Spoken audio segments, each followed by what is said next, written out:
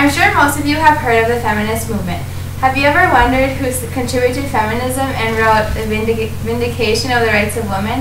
Without having Mary Wollstonecraft as a major stepping stone towards women's rights, women still to this day could be treated as the underdogs.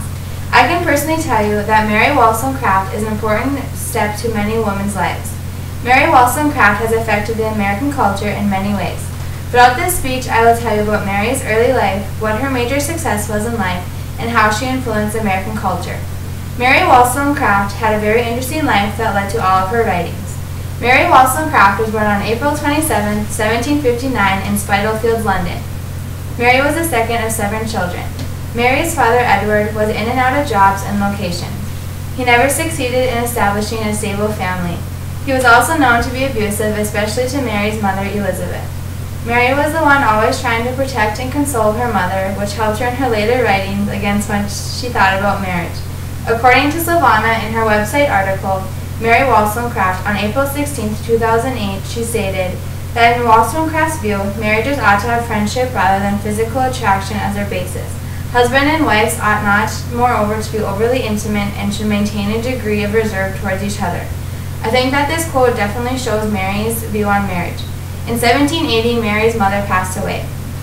Mary decided to abandon her home. She went and lived with her friend Fanny Blood and her family.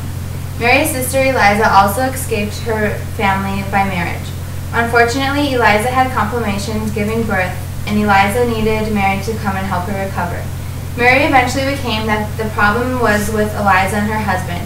She kidnapped Eliza and arranged for a legal separation of husband and wife. Mary and Eliza decided to make plans on establishing a school. Establishing a school ended up not working for them. They decided to go their separate ways and try things differently. After a while, Mary had written her first novel in 1788. Mary portrayed all of her emotions from her life into writings. In Savannah's website article, Mary Wollstonecraft, in 2008, she stated, "Self-mastery was thus the aim of education, and it was the duty of parents to ensure that their children received it. That mind and body needed to be exercised and shaped so that the facial hardships of life is a running theme in much of her writings." Mary Wollstonecraft had many successes in her early life. In the book Elements of Literature, Holt co-wrote a biography on Mary Wollstonecraft in 2007. Inside this book, an excerpt of a Vindication of the Rights of Women, written by Mary Wollstonecraft, is included. Holt stated, "English feminism begins with Mary Wollstonecraft, who demanded justice for one half of the human race, that is, women." In the book A Vindication of the Rights of Women, Mary Wollstonecraft personally believed that this was her biggest success in life. "I honestly can't imagine what life would be like not being able to do what I want to do.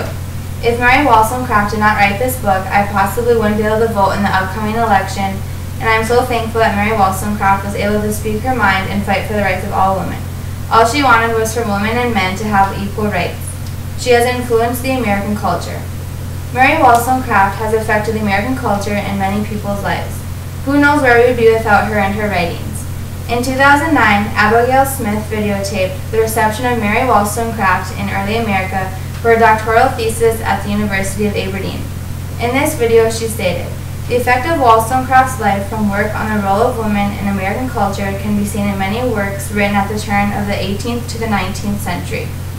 Wollstonecraft's name faded on print but not from the public's consciousness, as these works and others like them repeated her philosophy." I completely agree with Smith on this. Mary expressed all of her feelings dealing with the role of all women in all of her writings. Eventually, later on in Mary's life, she found a man who she fell in love with. His name was William Godwin. Both Mary and William were very happy with each other. In Holt's writing, Elements of Literature, his story, Mary Wollstonecraft, in 2009, he stated, "Godwin had spent years arguing for abolition of all institutions, especially government, organized religion, and marriage. The two eventually put aside their objections, however, and Mary discovering their delight that they were very happy with each other. This being said, Mary and William decided to start a family. 11 days after Mary gave birth, she died from complications. According to Savannah, on April 16, 2008, in her website article, Mary Wollstonecraft, she stated, "Mary Wollstonecraft's influence went beyond the substantial contribution to feminism. She is mostly remembered for and extended to shaping the art of travel writing as a literary genre, and through her account of her journey through Scandinavia, she had an impact on the Romantic movement. This being said, Mary Wollstonecraft had an effect on feminism and the Romantic movement. Mary Wollstonecraft will never be forgotten and always remembered. She has definitely affected the role of women in all American culture. You now know about Mary's early life, her major success, and how she has affected the American culture.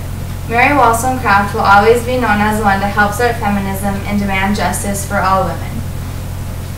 And this right here is her book, A Vindication of the Rights of Women, and that's a picture of her. And this is Holt's Elements of Literature.